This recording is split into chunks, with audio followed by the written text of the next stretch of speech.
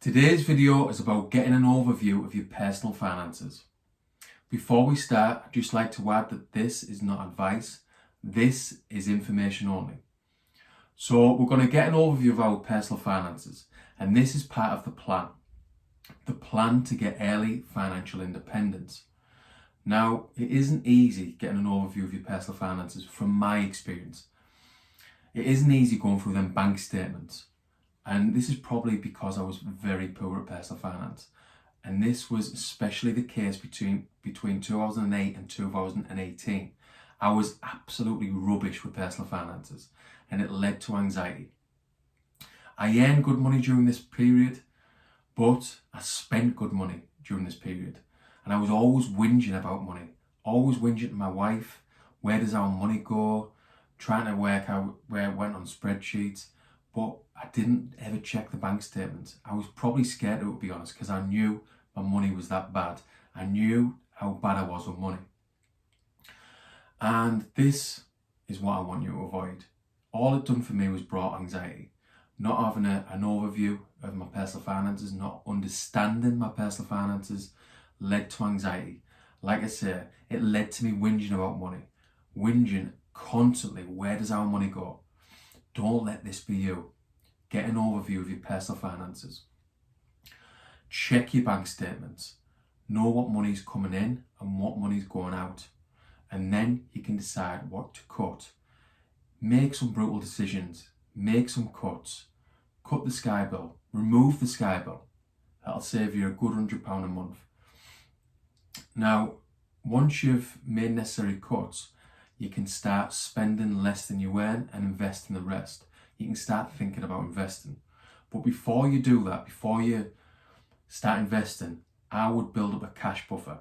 And this is exactly what I done back in 2019. When I first started looking into money, started to seriously look into personal finances and investing. I managed to build up a cash buffer of 6 months, and this reduced my anxiety. Calm me down. And when you look into it, when you do the research, this is what all the experts recommend. They recommend expenses of 3 to 6 months. I went with 6 months just to try and really reduce that anxiety, and it did. It calmed me down. So you've been through your bank statements, you've got a good overview of your personal finances, you've made the necessary cuts, and now you've built up a cash buffer of 6 months. But how do you get to that point? What if you're struggling to make them cuts? Just keep looking at that bank statements. That's what I've done over the last few years. Keep checking them regularly. What can I cut? Have I got any old subscriptions that I can cut? Some examples, I haven't removed that Sky bill. I've cut it down from £140 to £100 a month. I've removed BT Sports. That was another that saved me £30 a month. We now shop as a family. We shop at Aldi instead of Tesco. That saves £40 a week and £160 a month. What about takeaways? Most people I know get a few takeaways a week. What if we reduce them takeaways to 1 a week? So you go from 2 takeaways to 1 takeaway a week. That's going to be saving you at least £30 a week and £120 a month. So there, straight away, you've managed to save a couple of £100 a month. There's loads of ways to save on your personal finances. It can be done, trust me. And my finances were absolutely all over the place. But I forced myself to go through my bank statements, and I've done it regularly. And now I fully understand what money's coming in, what money's going out, and I'm not whinging anymore. I'm not whinging at my wife saying, where's our money going? I know where it's going. I know our personal finances inside out. I have a really good overview of the personal finances, and that's what I'm suggesting for you. That's what I'm nudging you towards. So we've got an overview of our personal finances. We've got a 6 months buffer, and now we can start thinking about investing. Now, I invest in property, index investing, and crypto. Whatever you want to invest in, it might be property, it might be the stock market. We're all different. We all have our ways of investing, our own preferences. What I'm going to do now, I'm going to show you a few examples if you decided to invest in the stock market and show you the power of compound interest. I'm showing you the power of compound interest. You might understand it, you might not, but a lot of people I know don't understand compound interest. They've never heard it before. And this is partly because we don't get taught about money at school. But it is a powerful thing to understand. Compound interest is definitely worth understanding. Now, let's say you've got your spare money and you're going to invest in the stock market. You're going to do it via index investing, and this is where you track the full market. So I just want to show you a few examples of compound interest and the power of compound interest if you manage to make them savings. So you've gone through your personal finances and you've managed to save a couple of £100. Then you're going to invest for long term. So example 1, we've got investor A. He or she has 2 cars. After selling 1 car, investor A saves £300 per calendar month. Investor A saves for 20 years and achieves an average interest of 7% per annum. Now, that money compounded after 20 years is £156,278. Just look at the interest earned. The interest is £84,278, and that is just interest compounded over time. Basically, interest on top of interest. Now, it might be hard getting to that point, but it is worth it. Imagine you manage to save £300 a month. You might do the same as this example. You might sell 1 car. You might cut the takeaways out. Whatever it is, you manage to save £300 a month, and in 20 years, you manage to get £156,278. Imagine you're a 30-year-old and you get to 50-year-old and you manage to get £156,278. That's the power of compound interest. Now, to take it another step further, we're going to look at example 2. Investor B saves £300 by selling the car. Investor B saves another £200 by cutting old subscriptions and reducing takeaways to 1 per week. So investor B is now saving a total of £500 per calendar month. Again, exactly the same as investor A, investor B saves for 20 years and achieves an average 7% per annum interest per year. The money from it for investor B after 20 years is £260,463.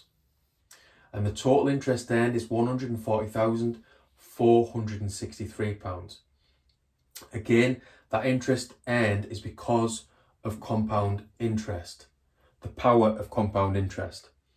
Now, imagine you've got a 30-year-old, right, who's got no pension at all, and they get a 50 and they suddenly realise it dawns on them, I'm going to be working till I'm 65, 70, 75. They've got no pension and they don't know how they're going to save. They've just fell into a rut year after year, no savings. Why not save when you're 30? Why not save when you're 40? Save for 20 years and end up with £260,463. It gives you options.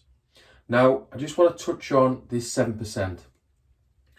7% interest earned on your index fund in the stock market is not guaranteed.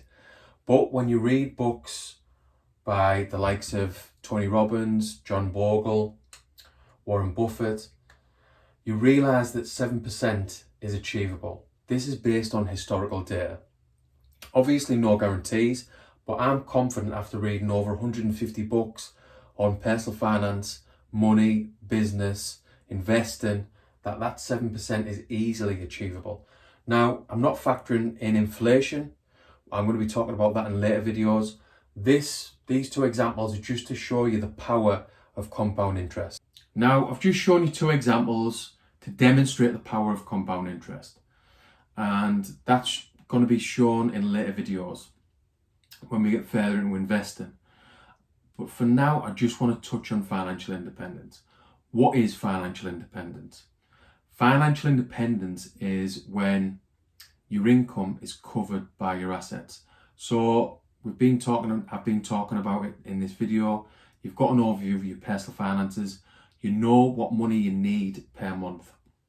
And that covers all your expenses, even covers money for holidays and other luxuries. So that figure might be £2,000 per calendar month. So your financial independence figure is £2,000 a month.